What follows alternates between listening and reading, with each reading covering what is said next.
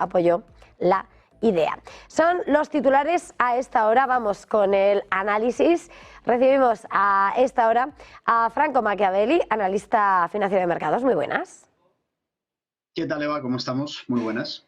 Bueno, pues muy pendientes de todas las referencias que cotizan el mercado y de todo lo que está por venir esta semana. ¿Cuáles son las perspectivas?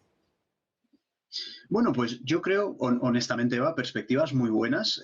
Hace relativamente, no mucho, hace pocas semanas estábamos comentando tú y yo, pues que lo que nos faltaba por ver era un poco esa parte de la macro, esa revisión del PIB de Estados Unidos y un poquito ese deflector del consumo sumado a los earnings de Nvidia. Nada más, ¿no? Tuvimos todo un poco en la línea que el mercado esperaba y yo creo que pese a todo, estamos viendo un muy buen tono en el mercado. Lo comentábamos el otro día también con Alma Navarro. Decíamos, es que a veces queremos rally, pero es que el propio año ha sido un rally en sí, ¿no? O sea, apenas hemos tenido correcciones tal y como estamos viendo en pantalla.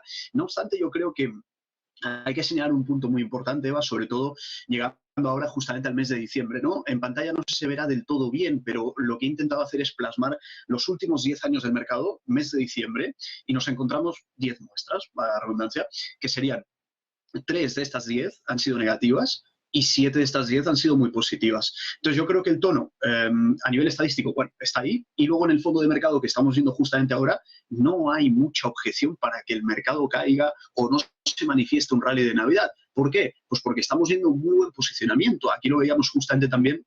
Y yo cada vez hablo más de esto en los vídeos que preparo cada día para Negocios Televisión, y es el posicionamiento en opciones, ¿no? En este caso, y lo que estamos viendo también es un posicionamiento muy, muy alto en el mercado de las opciones. Mucha entrada también en lo que son ETFs, entradas récords en ETF en ese aspecto. Y luego, por otro lado, algo que yo creo que también es fundamental de saber analizar y saber ver, son los relativos, ¿no? Es decir, lo que sería básicamente el RSP, SP500 con igualdad de peso en compañías, relativo a lo que sería también el SP. Cuanto más caigan estas líneas que estamos viendo aquí, que sería también Consumer Staples, o sea, consumo básico contra el SP en relativo, cuanto más caiga, mucho mejor, porque el mercado al final, digamos, el indicio que nos da es de que no está muy preocupado, no hay mucho risk-off, sino todo lo contrario. Estas caídas señalan en el mercado risk-on, señala que el inversor tiene mucha menor aversión al riesgo, y todo esto se manifiesta justamente como estamos viendo en el día de hoy. Semana pasada muy tranquilita, medio gas, teníamos muy pocas referencias, la mitad era festivo básicamente,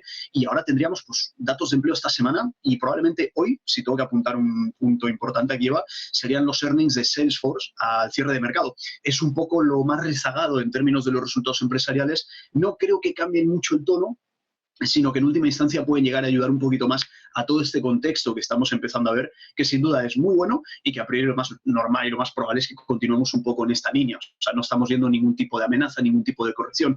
SP nuevamente en máximos, al igual que el fondo de mercado, toda esa amplitud ha mejorado mucho. Están subiendo microcaps, nanocaps, small caps, mid caps y además las grandes. ¿Qué más le podemos pedir a un año que ha habido mucha incertidumbre por la parte de elecciones y otros vientos en contra, que finalmente han acabado siendo favorecedores para el mercado? Y bueno, creo que así es como, de hecho, lo estaríamos viendo reflejado en el mercado, ¿no? Junto con ese análisis del mercado en general, quería preguntarte sobre esa lectura, pero mirando a ese mercado de las criptomonedas, esas altcoins también, ese comportamiento, esa locura. Total, tú misma lo has dicho, no va esa locura, ¿no? Yo creo que aquí hay que apuntar un par de apuntes muy importantes, y hablamos de la dominancia de Bitcoin, es decir, es algo que no se suele ver demasiado, lo vamos a ver aquí en pantalla, de hecho, y también lo comentamos en un vídeo que estaba haciendo ayer para vosotros, y es justamente lo que tiende a ocurrir a lo largo del tiempo. Este gráfico lo que señala es la dominancia de Bitcoin. ¿Qué significa todo esto? Pues básicamente que cuando esta línea cae, lo que significa es que las alternative coins, esas monedas alternativas, lo acaban haciendo en relativo mejor que el SP, es decir, suben más que el SP, y para eso se necesita evidentemente una fuerza en el fondo de mercado. Nos vamos a estar dando cuenta que cada vez que hemos caído en las líneas que estamos señalando justamente aquí, se han generado esas alt seasons que le estamos llamando, ¿no? Esas temporadas de altcoins, de monedas alternativas.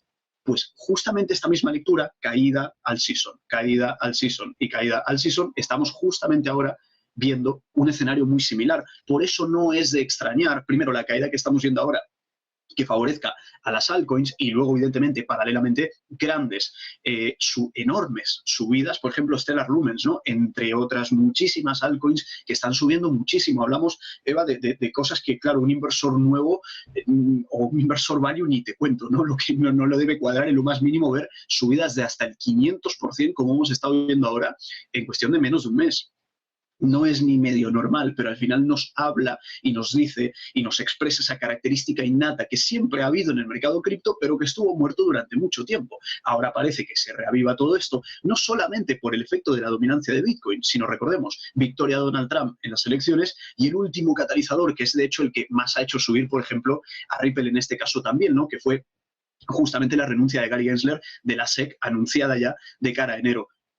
Todo un entorno. Si antes ya vimos alt seasons y no teníamos ese fondo de mercado favorecedor, ¿qué nos puede llegar a esperar ahora, ¿no? Entonces, creo que esto, más allá de alguna corrección cortoplacista, que mucho cuidado porque lo que sube vertical a veces es un poco agresivo corrigiendo, podríamos llegar a ver una continuidad de esto, pero lo digo, con calma, con cautela, pero no obstante, lo que decía hasta ahora, ¿no, Eva? Una auténtica locura que más de uno lo estaría esperando desde hace mucho tiempo, así que enhorabuena para los que fueron pacientes y están aprovechando pues todo este espectacular rally que a priori se espera que pueda llegar a continuar de cara a futuro, ¿no?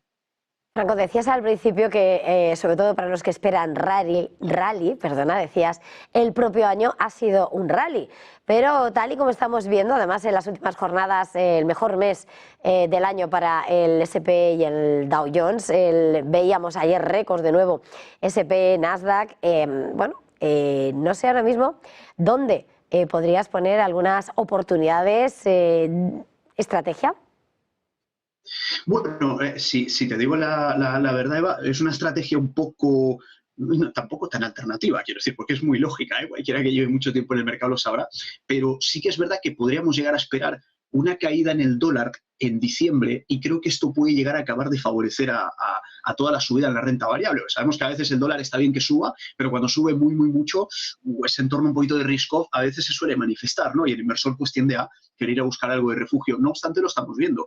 Por lo general, en diciembre, la estacionalidad de lo que es el dólar, desde el año 80 hasta el año 2023, porque faltaría la muestra de este año, pues ha sido bastante clara al respecto y señala caídas. Yo aquí estaría mirando dos factores, Eva. Por un lado, dólar, lo que decimos ahora, no solamente por la expectativa de que se relaje un poquito, que esto ayude a eurodólar a subir también un poco, ¿no? Porque ha venido muy castigado eurodólar desde hace mucho tiempo, que dólar corrija un poco y le dé algo de aire al mercado también, y que luego, paralelamente, y lo venimos diciendo mucho en negocios de televisión, es en 2 años, ¿no? Son los break-evens, vigilarlos mucho, porque también le acaban de dar mucho apoyo al mercado, es decir, más que una estrategia en valores concretos, que como he dicho anteriormente, ¿no? Pues todo lo que sea small y mid caps, growth en este aspecto, que tengan la perspectiva de que con Donald Trump y la política fiscal pueda llegar a impulsarlo de cara al año que viene, pero una gestión un poco más de momentum, a lo mejor la miraría aquí. Caída en el dólar, corto plazo evidentemente, subida eurodólar, corto plazo también, porque es que Europa, en fin, ese es otro tema absolutamente para hablar de eso.